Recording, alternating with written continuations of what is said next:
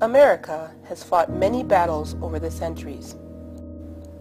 Battles that are distinguished not only for their causes, but for the brave generals that have led them, often against crippling odds and opposition.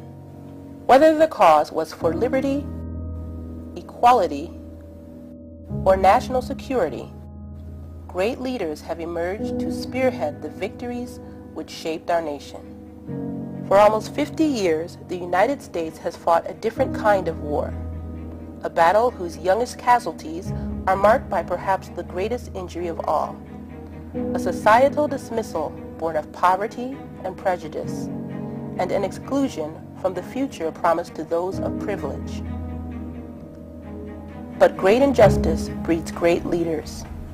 In El Paso, Texas, a young girl emerged from the city's humble Segundo Barrio to champion the fight for academic equality in early education.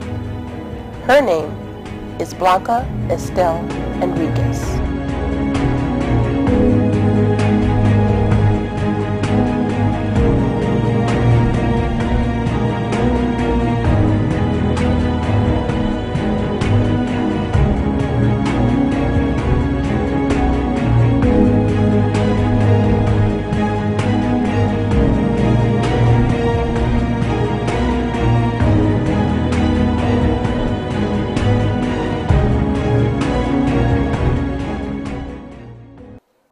Never forget what poverty and hatred can do when you see its scars on the hopeful face of a young child.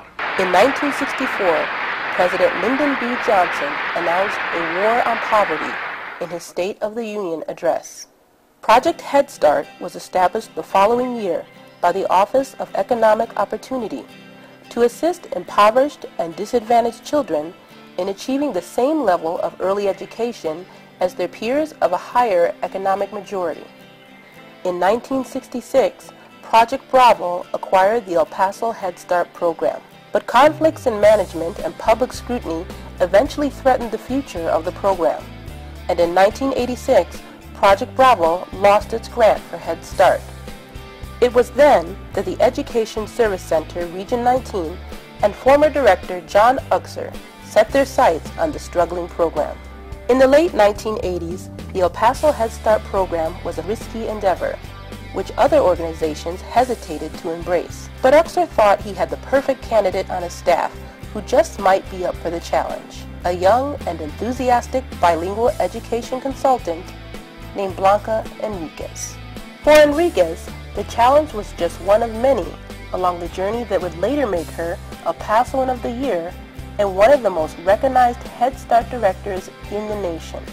While juggling a family and a doctorate pursuit, she began a systematic and carefully outlined transformation of the Region 19 Head Start program. Her all-inclusive team approach to management quickly gained her the support and respect of her employees, who soon absorbed her enthusiasm and vision. The very first day that I saw Dr. Enriquez was back in 1987. And I saw her.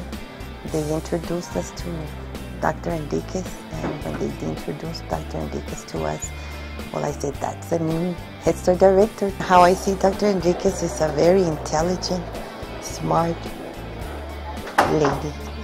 With all her knowledge and all her wisdom, I think she's brought a lot to this program.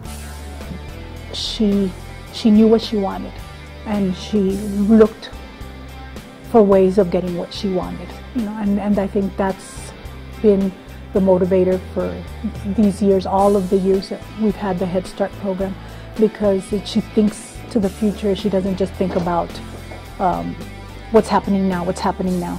It's always in the future. What are we going to do? How are we going to make it better? And she's always been that way since the beginning that I've known her. Very smart lady. Under Dr. Enriquez's leadership, the once diminutive El Paso-based program reestablished its vital connection with the community and expanded to 35 centers, serving over 4,000 preschoolers, infants, and toddlers in the El Paso and Hudspeth counties. It employs a staff of over 800 employees, 45% of which are former Head Start parents, and now includes services to fathers, teen mothers, and undereducated parents. It also boasts the first ever on-site interactive preschool children's museum in the city, and possibly the nation, the Intelliseum. From humble beginnings, through personal loss and unimaginable challenges, this daughter of immigrants and former teacher has become one of the most influential leaders in early childhood education, creating a model of the Head Start program that has gained national recognition from the Secretary of Education to the President of the United States. Today, Dr. Enriquez continues her fight for quality and equality in early education, measuring her victories in the faces and futures of the children she serves.